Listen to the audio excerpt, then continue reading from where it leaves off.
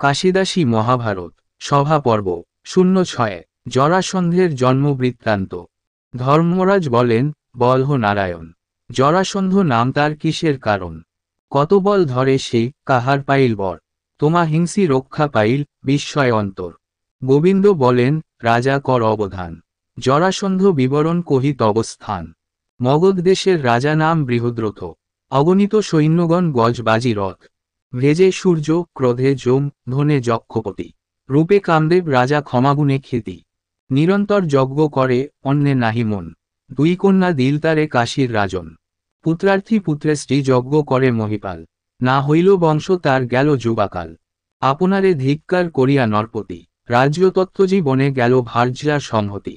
গৌতম নন্দন চণ্ডকৌশিক যে ঋষি। পরম তপস্বী তিনি সদা বনবাসী। বহু দেশ ভ্রমিয়া মগধে উপনীত। বৃক্ষতলে রাজা তারে দেখে আচম্বিত। ভার্যা সহ প্রণমিল মুনির চরণ। মুনি জিজ্ঞাসিল রাজা কোথায় গমন?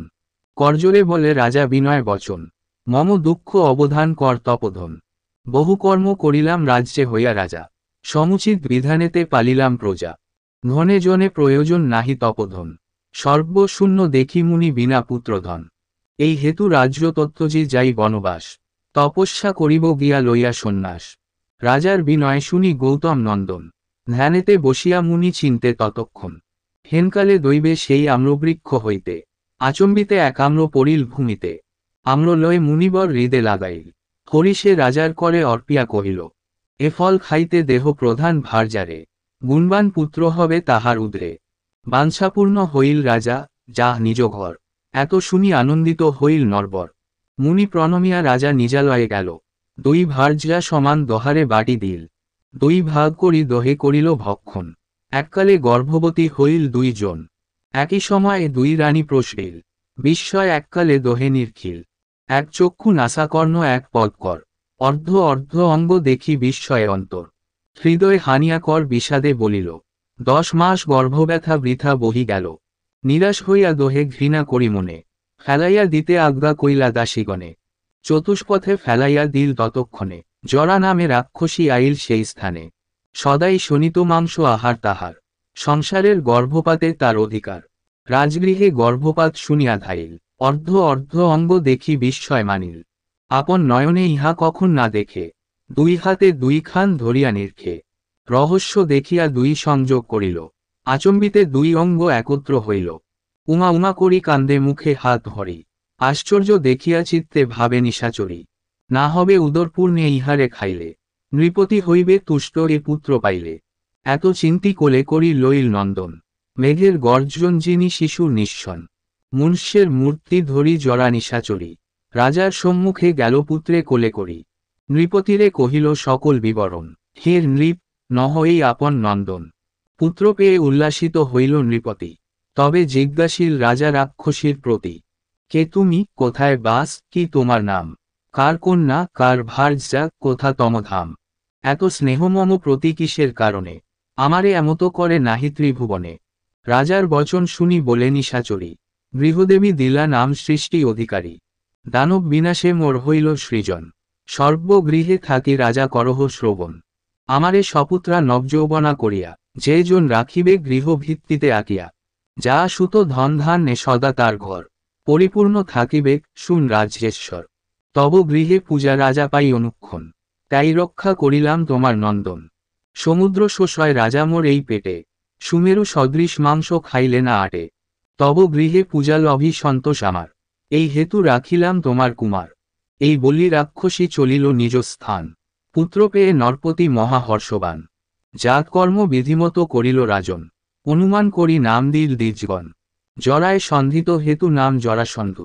দিনে দিনে বাড়ে যেন শুক্লপক্ষ চন্দ্র। কতদিনে বৃহদ্রথ পুত্রে রাজ্য দিয়া। ভার্যা সহবনে গেল ব্রহ্মচারী হইয়া। জরাসন্ধ রাজা হইল, বলে মহাবল। নিজ ভুজ পরাক্রমে শাসে ভূমণ্ডল। দুই সেনাপতি হংস ডিম্ভক তাহার। সর্বত্র বিজয়ী অস্ত্রে, অভেদ আকার। 3 জন মহাবীর, অজেয় সংসারে। চতুর্থ জামাতা কংস মহাবল ধরে। আমা হইতে ভোজপতি যবে হইল হতো।